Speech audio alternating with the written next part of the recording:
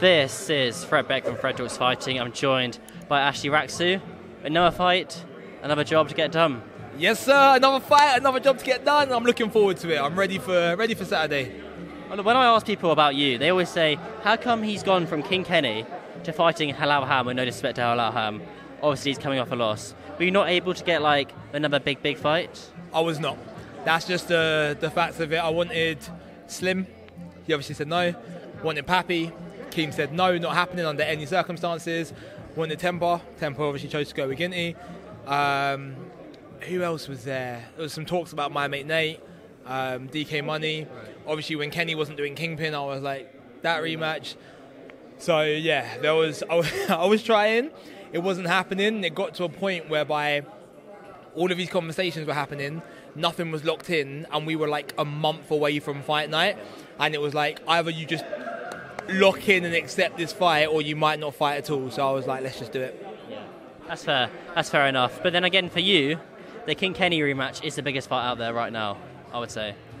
Yeah. Storyline-wise, rematches sell a lot better than the first fight. 100%. I think there's a lot of people who believe that Kenny's a completely different fighter now, and that if we were to run it back, it would be a different result. And even after that night, there were a lot of people, it felt like the general consensus was that I didn't beat Kenny. Kenny beat himself by not throwing or whatever. So Did that frustrate you when everyone's saying that? It doesn't frustrate me because obviously I won. It is what it is, and if there's no debate or dispute, it was clear that I won. But it makes me laugh and makes me want to just like show people that like, no, it wasn't a fluke. Like if we run it back, the same thing will happen. Did that get you though when people were saying sort of things like that though? Does that annoy you? No, it makes me laugh. Really? Yeah, it really does. I know I'm asking the same question again, but it seems like it gets you though, actually. I feel like I'm digging at something here. It seems like it gets to you. Not that it gets to me, but it helps to build...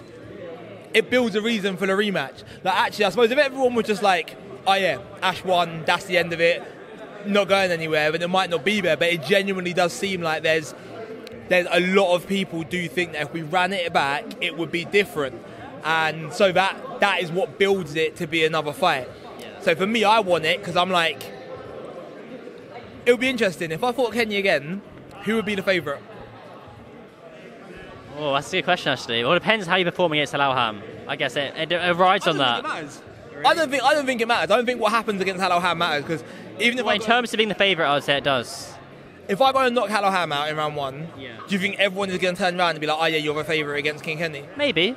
I don't think they would. I think they would still say, nah, it was just Halal Ham. And Kenny's performance was so good against Winterson. It was really good, isn't it? Exactly, this is what I'm saying. So deep down in your heart of hearts, if I go and beat Halal Ham, I knock him out in round 3, right? I stop Halal Ham in round 3, and then it's announced that I'm fighting Kenny. If you were a betting man, where would you put your money? Well, first of all, I don't bet. Obviously, good PR. I don't want to lose any more money. Emphasis on more. Yeah. No, I can't say because I'm an interviewer. I'm going to say non-biased. Of course you can say, because I know it would be Kenny. Okay, don't put me a spot like this, actually.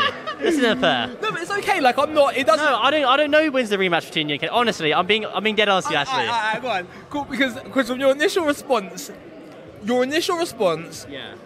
was said to me with the same energy that other people's is, which is that I firmly believe, hand on heart, if that fight gets announced tomorrow, right, before the Ham fight and before the AT fight, if Mams called you up and said, I've got an exclusive for you, the winner of Ham and Ashley gets a winner of AT and Kenny, you believe Kenny will probably win that.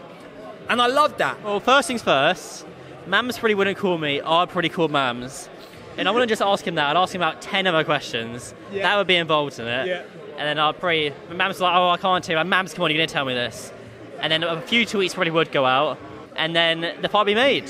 But yeah, so bro, for me, as I said, it's all fun and games, man. Like I'm not, you know me by this point. Like I love this shit. Like it's all fun and games to me. So if I can go into that as the underdog again, bro, that's amazing. Like I would rather be the underdog.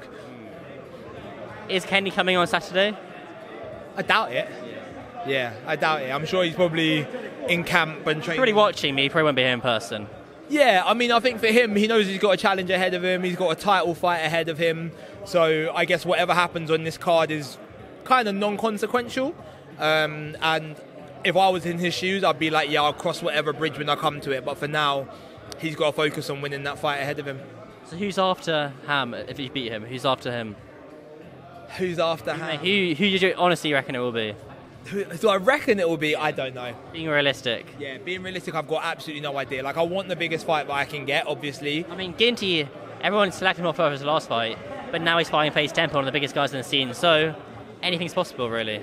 In the co-main event as well. Bro, anything is possible. Just like me fighting Kenny, like anything is possible. Do you know what I mean? So I just want the biggest fight that I can get, and I'm also prepared to drop down to 165 as well, which opens up more options, because then I think that opens up a Jarvis, it opens up Slim, Pappy, Swarms, B-Dave, Deji, Wasabi, like all of those guys too. So yeah, get through this.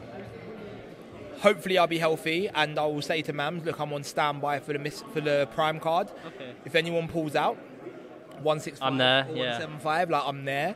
And then after that, it will just be a case of waiting to see what the biggest fish is that Mams can offer me. Sounds pretty good then. Awesome, thank you. That's a nice little interview.